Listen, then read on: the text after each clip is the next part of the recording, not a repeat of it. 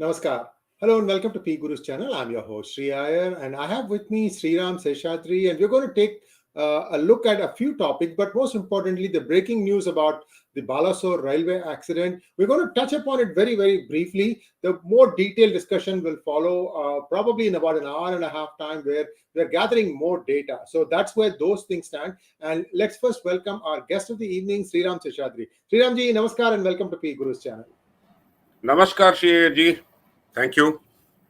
Sriramji, what little we know about the railway accident, the CRS has given a report, and all it says is that there has been some mislabeling of wires. I mean, when you look at it as an engineer, to me, I have more questions. I think I want to just leave it at this. If you have a couple of lines to talk about it, we can talk about it, and then we can jump to our main topic, which is Rahul Gandhi's political future. Go ahead, sir.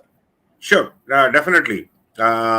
So the CBI has been inquiring, and then that point in time itself, when Modi was making a statement, he said that the culprits will not be spared, whoever was reason to that. So that time itself, probably there was an early indication for human negligence, or we don't know what is the further case is going to be. The only very small details that are available is CBI has arrested 3 people: Arun Kumar Mahanta, Mohammad Amir Khan, senior section engineer, and technician Pappu Kumar. So these 3 people have been booked under 304 and 201 of Indian Penal Code. 304 is culpable homicide, which is it amounts to murder, culpable murder of people. So it is a very serious section, non-bailable section. Section 201 of Indian Penal Code is nothing but destruction of evidences. So there seems to be some amount of foul play according to this section. So we don't know any details beyond that, except that section. So the section means that there is a significant amount of foul play and human negligence. That's what we concur, but we need to wait for the further details. The CRS, Commissioner of Railway Safety, submitted its report a few weeks back, or I think a couple of days after the incident itself, where they had identified that there is a signaling work that was done and an hour before the modification happened. So that's what the CRS had stated in that report. Though it was not made public, but there has been in the press about what had happened in, what are the report content of CRS report immediately after the accident was happened. So we need to wait for furthermore here on what actions that would be taken. But the sections are very serious sections, which means that, there is a human negligence for sure, and there is a foul play with respect to destruction of evidences. So which means that, further investigation and details, if it comes out, we will know whether it was a terrorist act or whether it was an accident with a human negligence. So we'll have to wait and see with respect to that. Yes, indeed. And it is believed that there will be a press conference tomorrow by the CBI. We have to wait and see. That's not confirmed yet. So this is all we have on you on that. Sriram Seshadri, Rahul Gandhi's verdict in the Gujarat High Court very heavily came down. And this is going to stay, I'm afraid. I don't think this is going to survive, even if they take it to the Supreme Court. In his observation, there are 5 main observations, and I'm hoping that you will touch upon those. One of them that blew my mind was Mr. Rahul Gandhi has 10 criminal cases pending against him. Sir, over to you. Thanks, Shriya. See, one of the main thing is the Gujarat High Court refused to entertain or dismiss the petition, and though Congress immediately termed this as disappointing but not unexpected, and similar things, almost to say that many leaders have said, Gujarat, we don't trust Gujarat legal system. Hopefully, they will maintain the same status quo after Supreme Court also comes down on this.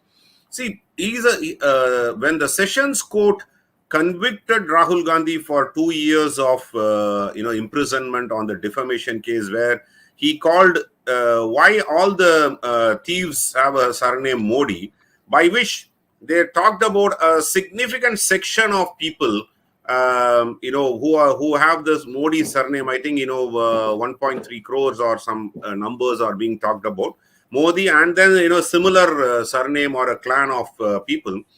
So this sessions magistrates talked about when he was awarding the sentence. It's Rahul Gandhi is an habitual offender. Habitual offender making irresponsible statements and then getting caught. And he had actually been tendered apology in Supreme Court for misleading or representing the facts wrongly about the Supreme Court. Even said Supreme Court called 𝙤𝙬𝙬𝙬𝘀𝑎𝑑. That was a comment he made without even knowing what he was talking about.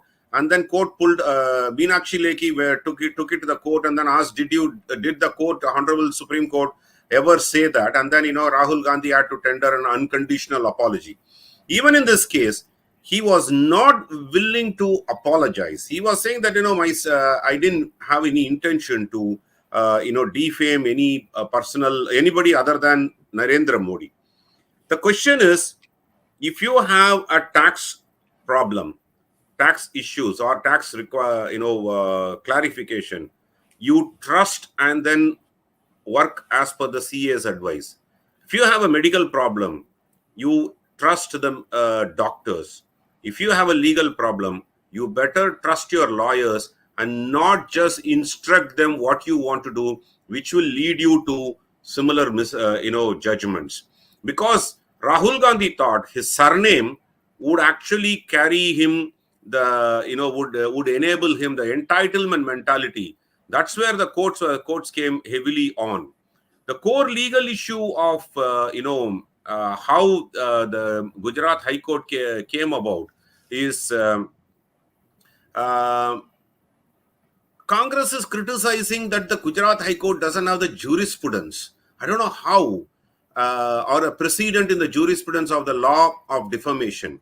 So this is very, very unfortunate here when it comes to the Congress reaction to the particular case. If you want me to talk about the Gujarat High Court's actual order, they talked about 5 different grounds on which the Gujarat High Court refused to stay the conviction. Namely, the defamation is a serious offense of a public character. So, in this case, especially, Rahul Gandhi took upon the entire Modi as a surname, and then he is a repetitive offender. Gandhi's conviction, impairs the right to dignity and reputation of a larger population. This is where I talked about a Modi as a surname. If it is an individual, probably even PM Narendra Modi would have ignored this and then gone ahead. But Modi as a surname means that, he is just defaming the entire population who has this surname. And Rahul Gandhi's public standing attracts large-scale publication because it was made by Rahul Gandhi. Larger amount of people across the nation, across the world actually looks into what he says. And because of that, the defamation, the gravity of the defamation is far more higher than any other normal individual if they have uttered this. And stay of conviction is not a rule, but an exception. And it is resorted to the rare cases. Gujarat High Court, this is a significant observation, because generally in a criminal law, you say that jail is an exception, bail is an order. But in this case, norm. So in this case, Gujarat High Court has observed that stay of such a conviction that happened in the lower court, where they have laid the grounds of this conviction, then staying is not a rule and an exception. Only in the exceptional cases, it can be done. Finally, Gujarat High Court has observed there are 10 criminal cases pending against Gandhi, including by a grandson of Savarkar, where, in fact, in this case itself, immediately after the case verdict was declared by the Gujarat Sessions Court, Surat Sessions Magistrate, Rahul Gandhi said, I will not tender an apology. I am not a Savarkar. Immediately, someone in Maharashtra filed a suit on him. But this case that, the court is referring to was far more, before, when he was doing the Bharat Jodo Yatra, he talked about Savarkar at length. So, naturally, these are the 5 grounds on which Gujarat High Court said that they cannot stay the conviction. And of course, because of that, he continues to be ineligible to contest election. And Abhishek Manu Singhi, who appeared on his behalf in the press conference today afternoon in India, said that, they are going to move the Supreme Court for this. In my opinion, Supreme Court also may take a similar point of view, because then what happens is even multiple courts have gone wrong. Worst comes to the Supreme Court, if they want to give any reprieve, they may probably, extend his, time to go, get imprisoned during the election time. They may allow him to come on bail. Or if the Supreme Court is very lenient, they may reduce the sentence, below 2 years, so that, he can even contest the election, which is most unlikely. I don't think Supreme Court, unless and otherwise they see different grounds. See, one of the beauty of Indian Penal Code and then cases is, in appeals, you cannot present a new argument, nor you cannot present a new evidence. So if it is a new evidence or new argument, it has to be, fresh trial has to happen. So because of that, any international law also, that is a similar process that is being followed. And hence, so Rahul Gandhi cannot go to Supreme Court at that point and say, I will tender an unconditional apology, so please let me down. He cannot say that anymore, because if he had to, because the lower court offered him that opportunity. Are you willing to tender an apology for before they delivered the sentence? And that is where, Rahul Gandhi said that, he will not tender any apology for that, because, his intention was not to defame surname Modi or people who had, every people in the country or world who had the surname Modi. So he was given an opportunity to apologize and then get out of the case. And that is why I said the statement, if you have a legal problem, better trust your lawyers than your own instinct or your own ego cannot come in play when it comes to a legal problem. Over to you, Sri. Thank you so much, Sriramji. And now let's take a quick look at the existing or the ongoing Senthil Balaji case, even as one more new scam comes under his ministry. First, the current status on the legal case. Sriramji, the last time we were talking about the ED, when they were going to be able to get the judicial custody, about the fact that there was a 2-bench judge in the Madras High Court looking at it. They had to reserve the judgment. Now the judgment has come out, split verdict. A third judge has been added, and I leave it to you to take over from there and continue this story, sir. Thank you, sir.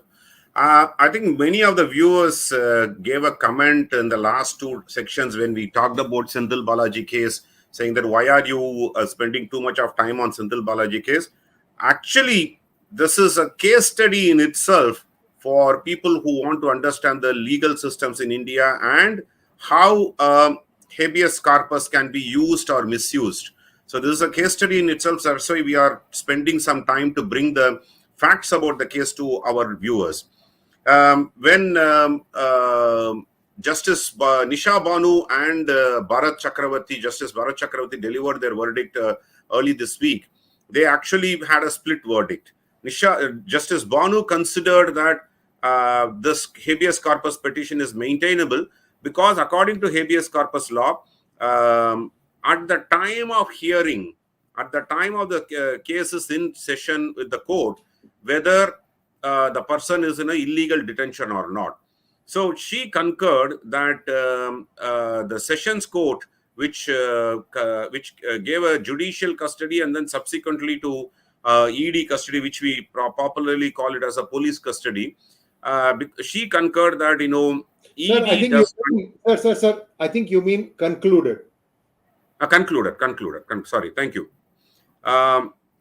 So when the Sessions Court gave a verdict that ED will have its own custody, ED custody, which is equivalent to a police custody, Justice Banu came to a conclusion that PMLA Prevention of Money Laundering Act does not give power to ED to take the suspects on their custody. Judicial custody is possible, but not ED custody, because they are not police force as per the definition.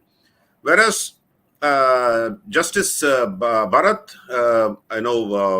gave a different verdict. Yeah. Bharat Chakravarti gave a different verdict, saying that ED has all the rights to take the convict or the suspect into custody, and hence habeas corpus not maintainable. So because it is a split verdict, now it has gone to the Chief Justice, and then Chief Justice has assigned Justice Karthikeya. As we speak, yesterday, on Thursday, India, on 6th of July, the hearing happened in the court of Justice Karthikeya.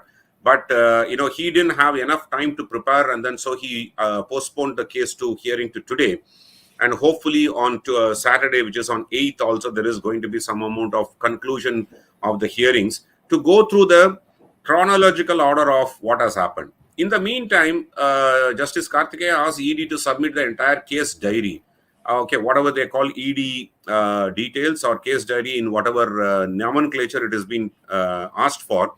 So the Tamil media actually mischievously reported that Justice Karthikeya suspected ED having any details about it. In fact, I wrote in my Twitter calling out several media houses that they are misinterpreting what the order, because neither in the oral observation nor in the written observation the Justice Karthikeya talked about that he doesn't he suspects ED's documentation or the records. So nothing was there with respect to that.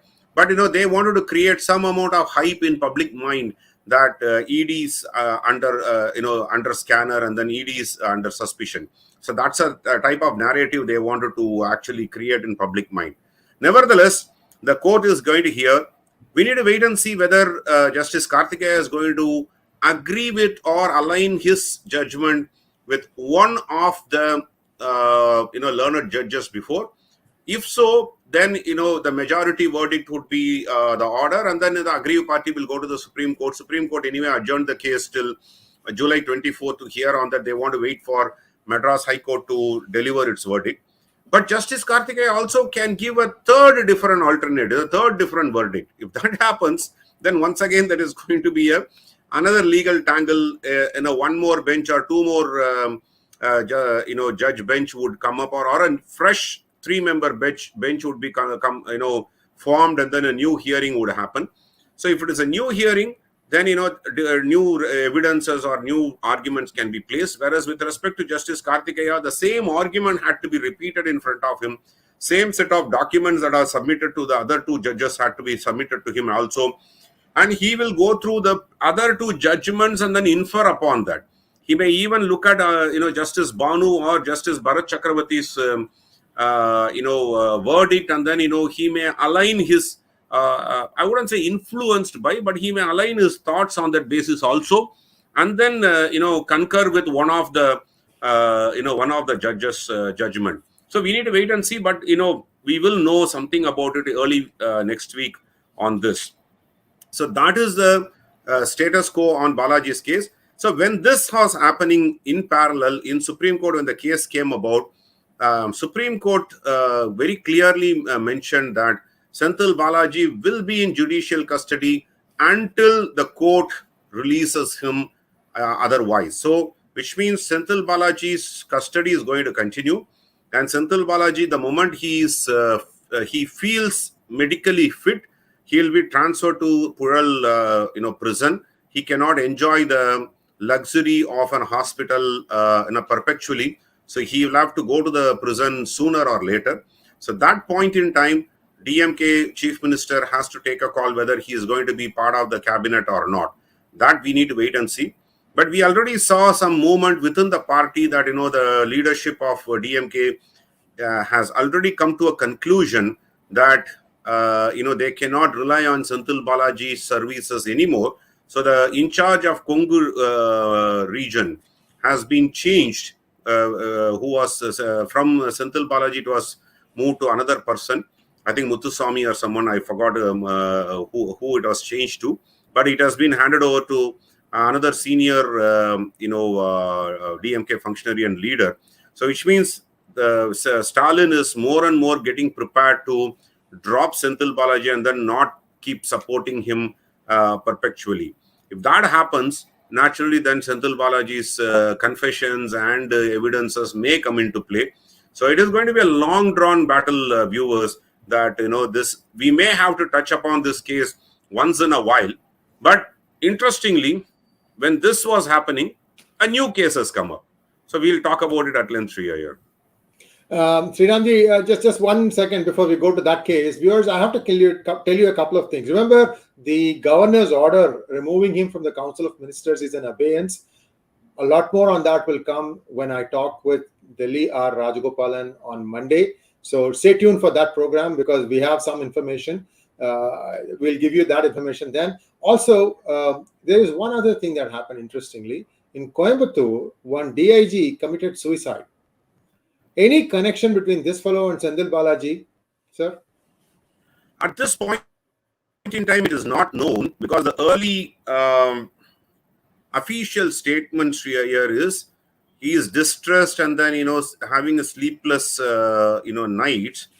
But what is interesting is there is no personal problem because even the initial news bulletin that comes from the police says there's no professional or official pressure on him, and there is no personal problem. So what has triggered this? We'll have to wait and see, and further investigations on that, whether he had left any note or whether he had talked to any people.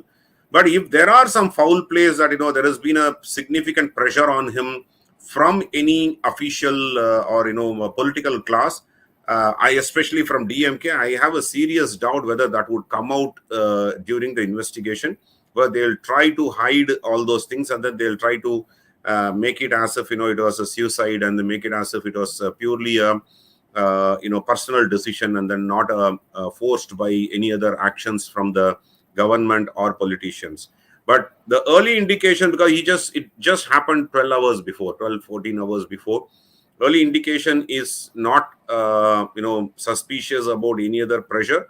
But I seriously wonder if such a learned person, very active, very forthright officer would do that, unless otherwise there are, and because yes, last night he seemed to have inquired with his security detail where he would keep his pistol and all.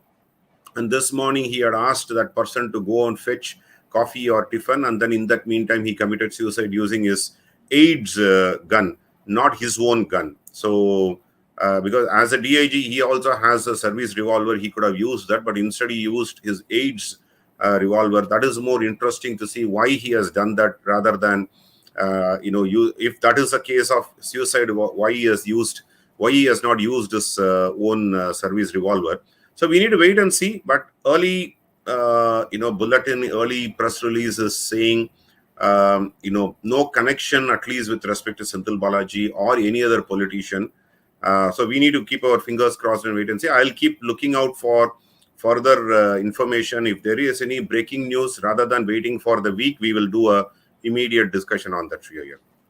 Thank you so much, Sriramji. And viewers, there are about 1,550 of you watching this program. We are only seeing about 300 likes. May I please request you to like this video, because what we are going to discuss next is going to really blow your mind. 20 different people submitting tenders for various transformer orders, all of them submitting the same price. It is called as cartelization in the West, and that means everybody collude on the pricing, and therefore they make sure that the outcome is known. Sriramji, I'm just going to take you back to my days when I used to work in India. I used to hear, let's say 2 private companies are bidding for the same contract, right? So what they will normally do is, this is a public tender. Everybody sitting and watching. There is an officer who will be opening the bids, and he will be giving the numbers. You have to tell the numbers. This is the number, right? So what happens is, even then rigging used to happen, but it used to happen in a little subtle way. The subtle way is like this. So the guy who is going to give the envelope to be opened right? That order of the envelopes, that guy is bribed by one party to keep that one party's cover to be opened last. Get it? Right. That means Yeah. they want to know what the other person's bid offer is. Then the same said clerk will be given two envelopes. One very aggressive pricing, one normal pricing. And this guy will give the right envelope so that these guys get the bid. Okay, so this was a subtle way in which rigging used to happen. But now this one blows my mind. 20 different contractors giving the same price for bid. Sriramji, only it can happen under Senthil Balaji's department, that too in Tamil Nadu. Please unpack this for us, sir. So, this case was brought out by an NGO, Arappor Iyakkam, who have done a detailed analysis and then presented. We unfortunately seem to have lost Sriramji. Maybe it is a power cut. He'll be joining us back right away. So, viewers, this what Sriramji was saying was, this is an NGO called Arappor Iyakkam. That means Arappor is truth war. Por could be battle for truth also. It's an Iyakkam is an organization. So this is the company that has made this allegation. And here he is. Let's welcome back. Yeah, go ahead, sir. Please go Not ahead. sure what happened. Suddenly, my StreamYard got closed.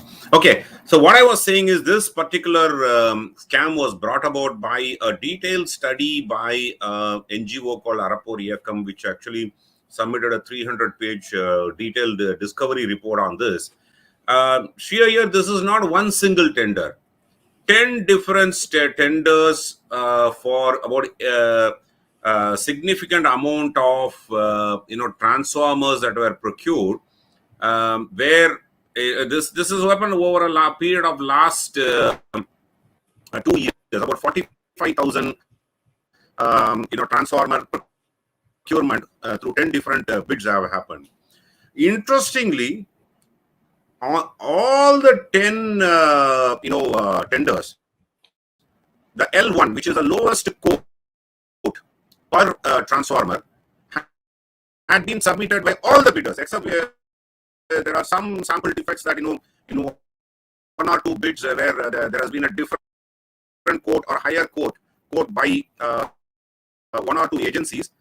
But nevertheless, all the participants, almost what I'm talking about, minimum of 29 participants to maximum of 41 participants, everybody has provided with a value that is same to the pi.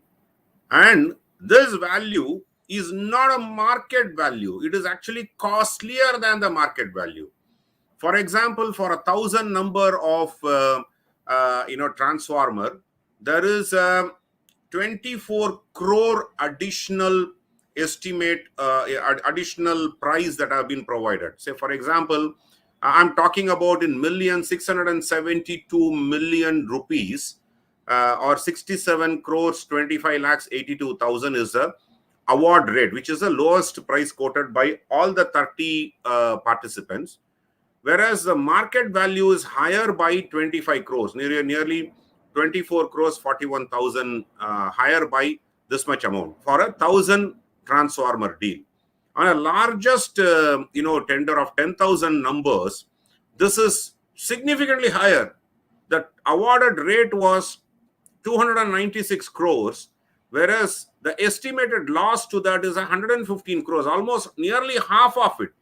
Half of the value is they've just inflated the value by 200% and then submitted the tender. So through which, what the board has done is, when they awarded, the electricity board, when they awarded this contract, they have distributed this contract to all the 30 participants, so that everybody is a win-win situation. Why should we fight for that?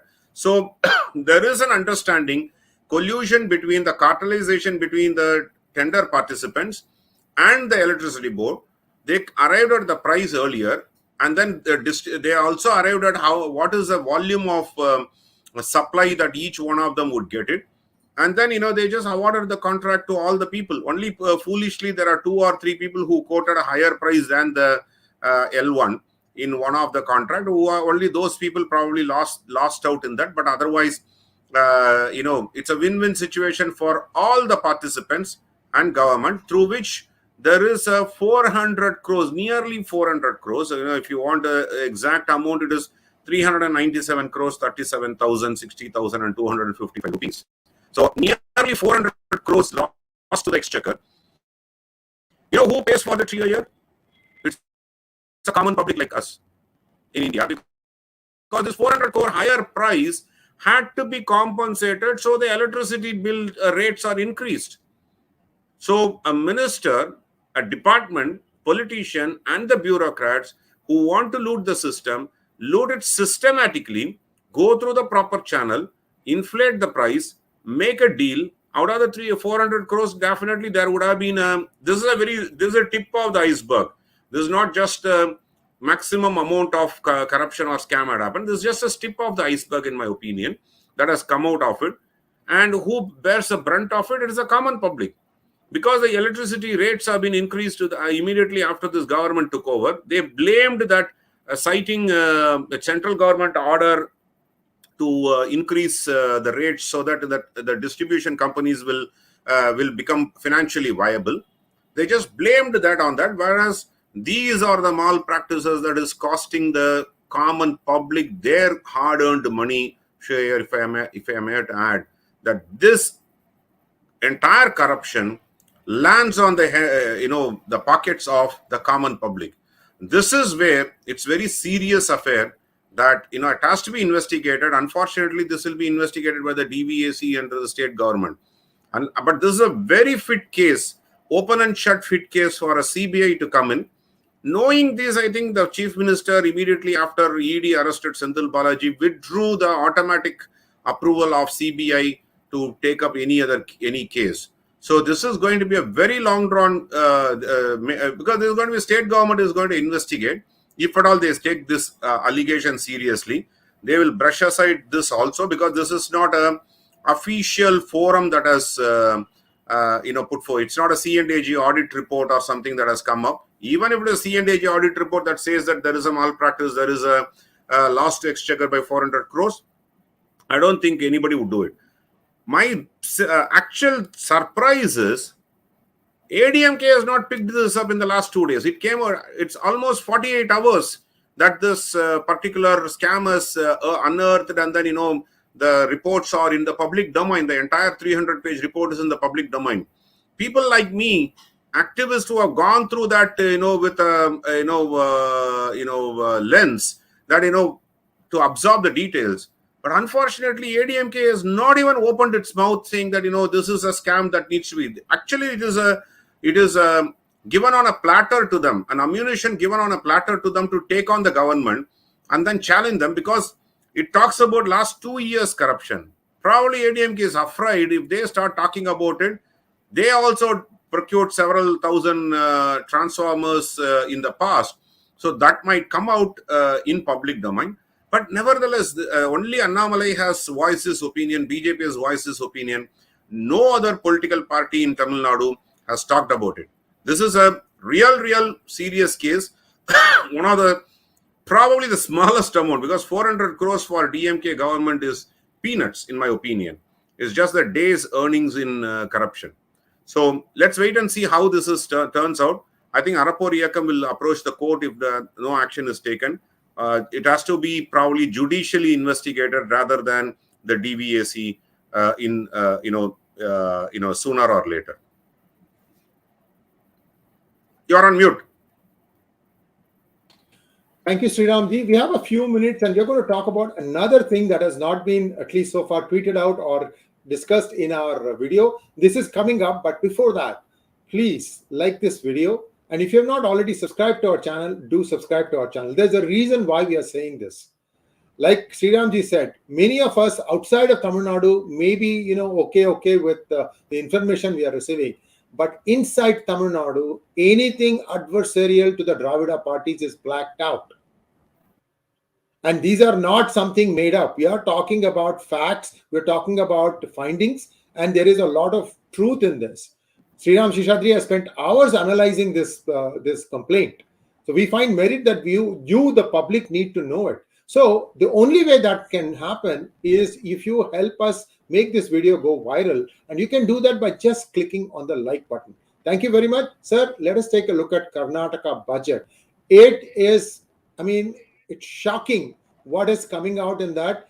I will leave you to explain why it is shocking, and for a few freebies, how the community is getting shafted. Over to you, sir. Thank you, Sri. It's a very important topic today. Siddaramaiah presented his budget. Of course, the 5 freebies that he, the election promise that they made out, find some mention or the other. We already covered this 5 freebies or 5 guarantees, and then we covered at length as to what are all the mockery in that. But of course, nearly 54,000 crores have been allocated for this particular 5 different guarantees. But what is shocking is the minority appeasement, because there are welfare schemes which are targeting only the minority communities. Say, for example, government providing funds to develop Waqf properties in the state, Waqf board properties. Already there is a Supreme Court case pending for hearing on the Waqf board properties, and then the Waqf board access to properties. But at present, the law provides them, they can just go and find certain property and then say this is Waqf board property, and then they'll have lay a claim on it. So government officially proposing to spend 50 crores in this year to develop the existing Waqf board properties. Interest-free loans provided to the tune of 20 lakhs for minority students who pursue graduate studies abroad. What pains me is, what about other majority poor students?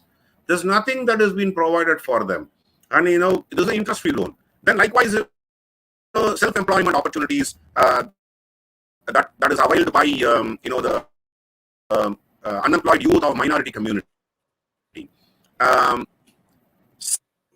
The second is absorbing or subsidizing the loans. Sriramji, sorry to interrupt you. We are having a lot of cracking in your voice. If you don't mind, please log out and log back in, sir. Something is not quite sure. Right. Will do. Yeah. Last 1-2 sentences you may have to repeat. What happens this time? Are you able to hear me, Sri? Because yes. Go ahead, sir. Go ahead. But we can hear you. Please go ahead. It's not coming up. If I'm seeing, at least I don't see my image here. No worries. Continue, sir. We want to hear you. Please continue. Okay. The simplest thing that I was making the point is, Karnataka government has, spent a lot of effort to appease their minority voters, and in this, budget, they have taken, they have actually provided for the minority communities either maintaining their places of worship, developing their Waqf properties, providing subsidized loan, providing loans for their people, providing loans for higher studies, but nothing for the majority students, poor students. And that is where I am very critical about this particular budget. And they have increased their deficit. They have gone for an external borrowing of about 87,000 crores, which is the highest in Karnataka budget in the recent past.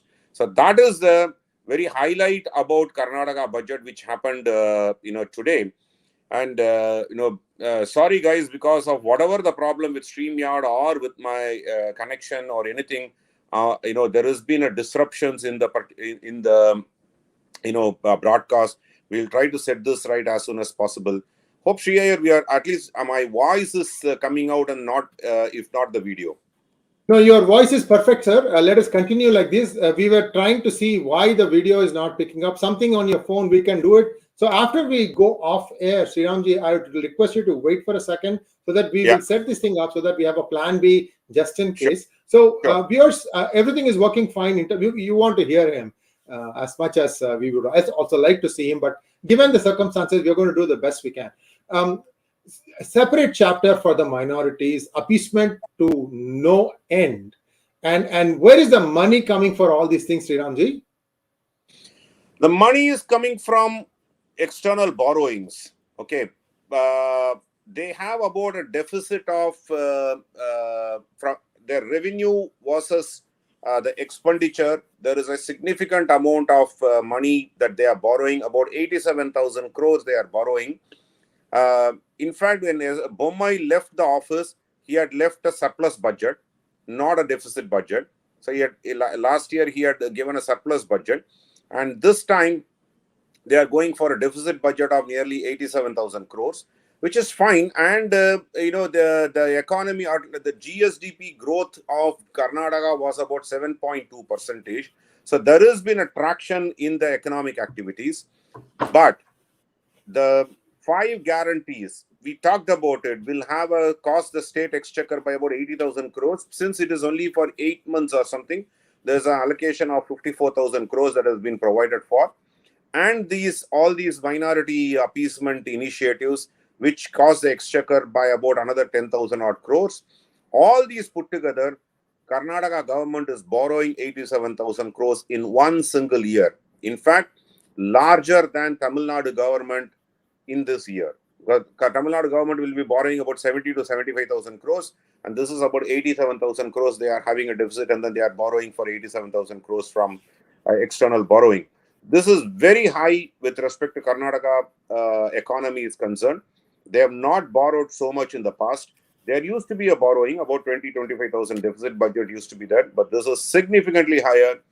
Onset of economic depletion of the Karnataka state economy is starting this year. Is my opinion on this year.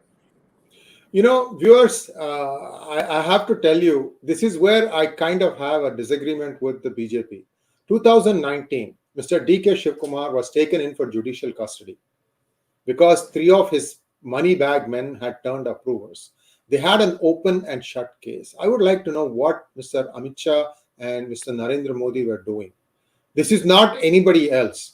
You should have put this man away at that time when the opportunity presented itself. Instead, now we have 𝙤𝙧𝙤𝘀𝘀 in just about every state. You have Senthil Balaji in Tamil Nadu. Again, you are messing it up, in my opinion.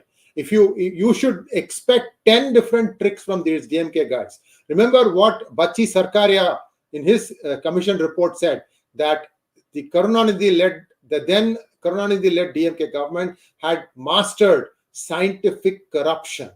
There was a lake called Veeranam, and Chennai was supposed to get water from there.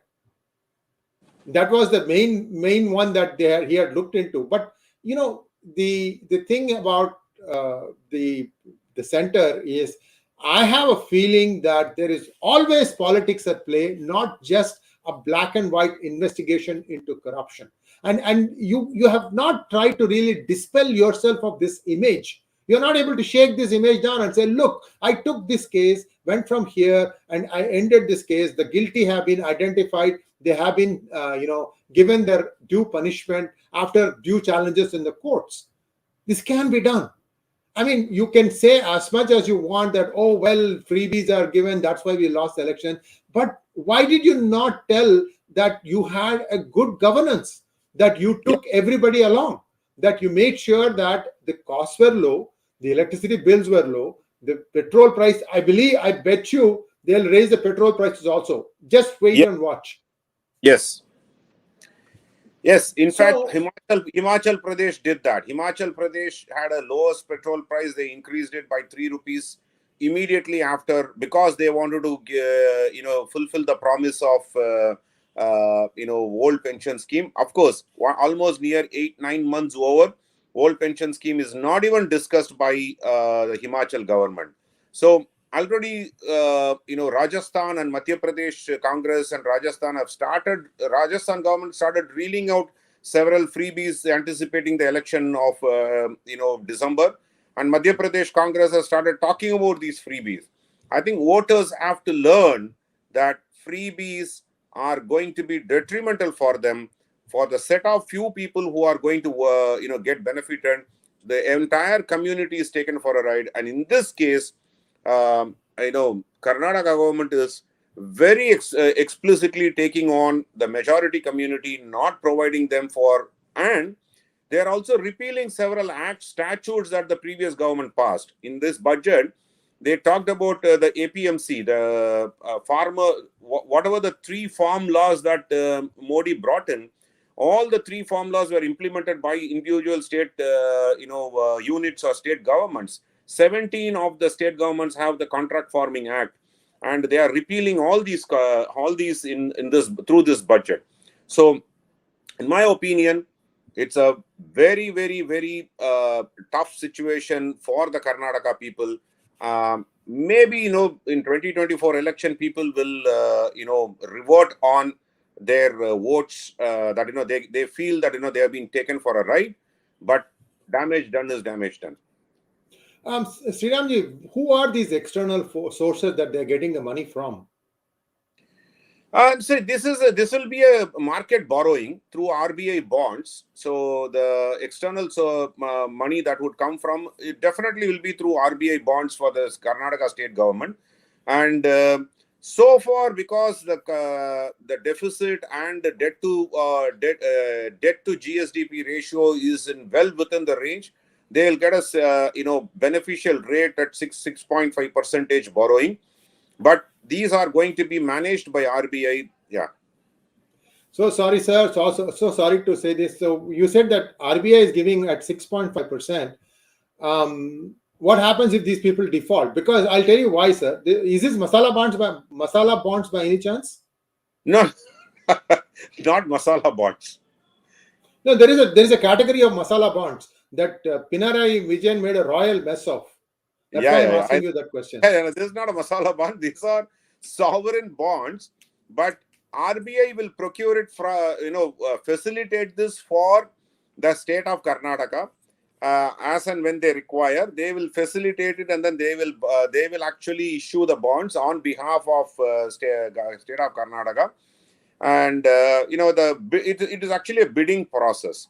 So why I said pegged it at 6.5% is because if your debt to GSDP ratio is high and your economy is not good, or the state economy is not encouraging, the rate of interest could be at 7.58%, which Tamil Nadu is borrowing at about 7.75% interest on the open bond market, whereas Karnataka state of economy is already buoyant and vibrant. But maybe in 2 years down the line, this government will spoil that. And that is a different story to talk about. They started that process of, degrading the economy by significant amount of borrowing.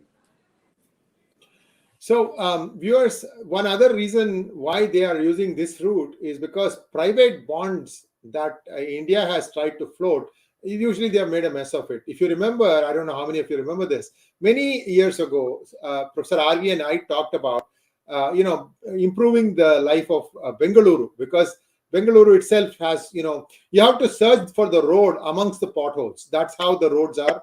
Heavy traffic, one of the most heavily trafficked areas. I think it has the highest per capita car, if I remember correctly also.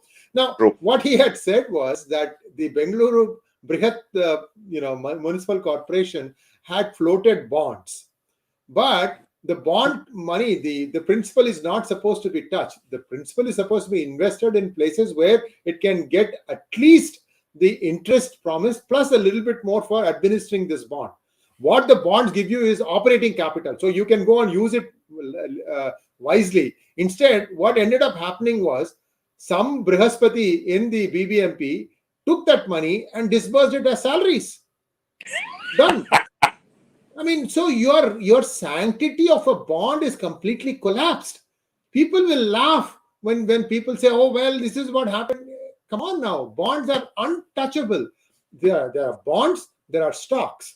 Bonds will will accept lower rate of interest, but you need to make sure that happens. In the case of Pinarayi Vijayan and Masala bonds, he realized that he couldn't pay the money, the interest. You know what he did? He absorbed that into the state budget. Nah, masala bonds are separate.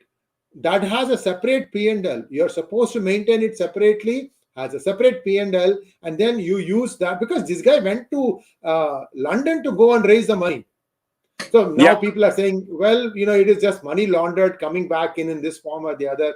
BS, they don't know what economics is. Okay. In fact, there is a guy who is a professor who claims himself to be the finance minister of Kerala. I think they are politically hanging him by doing all these kinds of nakra. I mean, Sriramji, I'm telling you, even if we ask this pertinent question, suddenly we are becoming radioactive these days, sir. Oh, yeah, you are right. If you ask these questions, then, see, across India, there is a significant amount of backlash you get. Say, state of Tamil Nadu that I belong to, if I go aggressive on the state of Tamil Nadu, then they will book me under, 153 and then 67 of IT Act, which is non-bailable, right? Cyber terrorism. There is one lady, poor lady, who just put an abusive message, and she is Uma Kargi. She's still in prison, in a judicial and police custody on 2 different cases. So that's the state of affairs. People get so worked up with the moment you start challenging them with facts and data. But still, we have got to do this. Otherwise, this truth will not come out. So viewers, we have placed all the facts in front of you, and see, this is the unfortunate thing about BJP in Karnataka especially. Why? See, Bomma is a good administrator. Why can't he make sure that he has a good press team who would have started a year and a half ago saying that, look, this is the problem, this is how we solved it. People are smart. You don't want to do that because there is another group there who doesn't want Mumbai to look good. I don't know. I'm just saying, because the last topic we're going to discuss before we take questions is internal rumblings in Karnataka BJP. Sriramji, I don't know how much you know about it. If not, we will defer it for some other day. I know for sure that there are a lot of internal rumblings, and now expected to have a new state president, Shobha. Probably will be declared as a new state president. But the internal rumblings started happening at least a year and a half back, when Yediyurappa was destabilized, when B.L. Santosh wanted to take control of it, when there is a Lingayat versus Gowda and Brahmin politics that started happening. Then when RSS started pulling out from the support system that they wanted to give. So the internal rumblings in Karnataka has been happening, Sri, for more than a year or year and a half. There is a significant amount of fight happening between B.L. Santosh and Yediyurappa.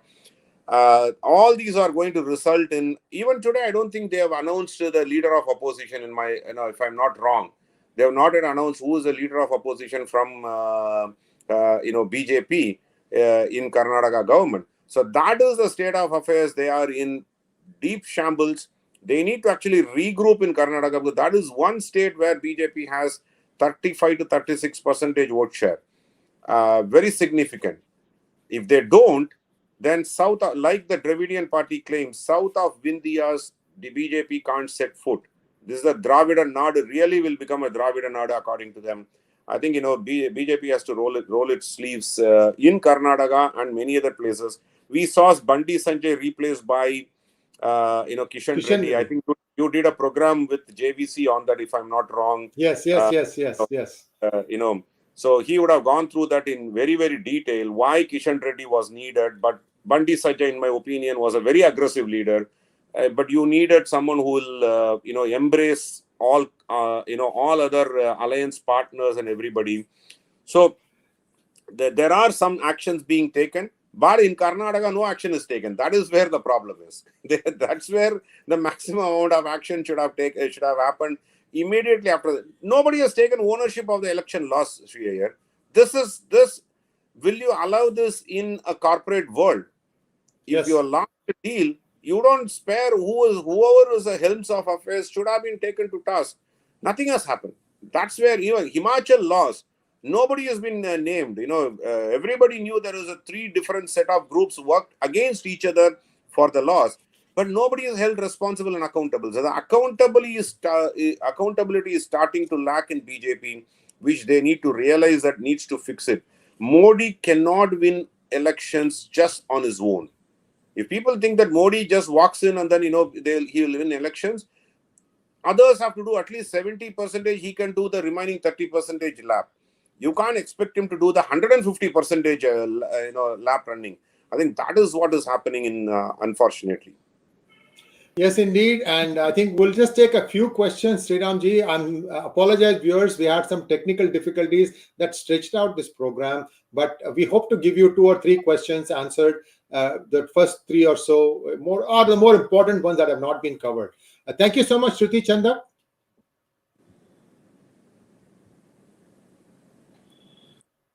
Magnet Ranga wants to know, Namaskaram, scams aren't surprising, but becoming so public probably is. What use if cases aren't taken to their logical end, but to political end? Isn't BJP disappointing on this? Yes, Magnet Ranga, extremely disappointing. At least in Tamil Nadu, the 2G case, 9 years over, 10th year in the progress. Not taken to an appeal has not happened. There is still a courtroom battle. Okay, while we can blame it on the court judiciary for the delays and ammunitions available for people, but there is no urgency in that. And similarly, there have been several raids that have happened. There is no logical closure to that. Be it ADMK during the previous regime, there are several raids happened. No logical closure. Here also not logical closure. Like Sri talked about, DK Shivakumar, very disappointing. Should have been taken to a closure. I think that is where BJP probably plays politically. Even in Senthil Balaji's case, I talked about it. There will be a behind-the-scene negotiations of to some extent between central BJP and DMK. Also, if it becomes dirty, I think this is very disappointing. For a nationalism, this is disappointing. Next question, please.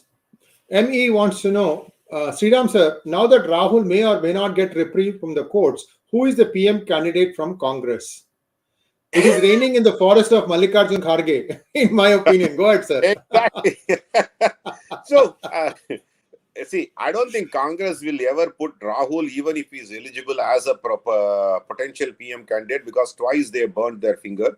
And with the opposition unity crumbling like a pack of cards, with the NCP moving out, and probably Nitish Kumar also is contemplating to join back NDA. Even opposition unity will not have, if at all they thrive at least for next another 1 or 2 months, they may not have a PM candidate. So that is Modi's advantage. No PM candidate to take on him will actually win this election for him. And if not Rahul, they will go after Priyanka Gandhi, because Congress has a mentality. There's this herd mentality. They can't live without a Gandhi Nehru family. So that is they will put up Priyanka Gandhi as a potential PM candidate if Rahul doesn't get a reprieve from, or gives any sort of benefit from the court from the Supreme Court. Last question, please. Pawan Kishore wants to know, Namaskaram, sir. Pursuing the case of defamation is no use. Rather, why not government pursuing more important cases like National Herald and fake passport? See, National Herald is actually Subramaniam Swami's case. It is not government's case. One should understand. No, the complaint there is that the government is also slow walking the case. Yes, for example, yes. Swami has asked the government to provide some filings for income tax filings, which the government can do. And they are slow walking. That's what I think he's saying. Go ahead, sir. Yeah, absolutely. What I'm saying is, even that case was not filed by government. It was filed by Subramaniam Swami.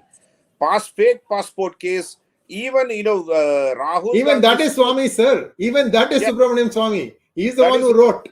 And there is Rahul Gandhi's dual citizenship. Citizenship case itself is still not opened up by the Home Ministry. So I think there is a political understanding between parties, in my opinion. So defamation case, it probably was not a planned one. Though the defamation case was taken by one BJP Karyakarta from Gujarat, probably it was not planned that he will get a 2-year verdict. I think that was a blessings in disguise for BJP. I don't think otherwise BJP would have gone all out to put Rahul Gandhi, out on the block. National Herald case I think that's the only case where both mother and son are on bail. Otherwise, no other case they have been booked also. So this is the case they are on bail.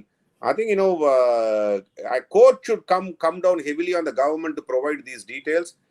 In my opinion, there could be a backroom negotiation. So this is very disappointing, Pawan Kishore, that certain things government have to take it head on for you to, if you want to decimate them. You can't do just politics and then, put them, make them, Congress Mukt Bharat. You need to actually take them on heavily and then make them incapable. I think that is where they are failing, in my opinion. Thank you so much, sir. And I think we would like to call this program to a close now. And we again regret that there were some difficulties. I'm going to work through right after this call with Sriramji to try and identify what could be one possible source of a problem. I'm going to try and do that. And again, next program with Sriramji will be much more efficient. Thank you so much, sir, and namaskar.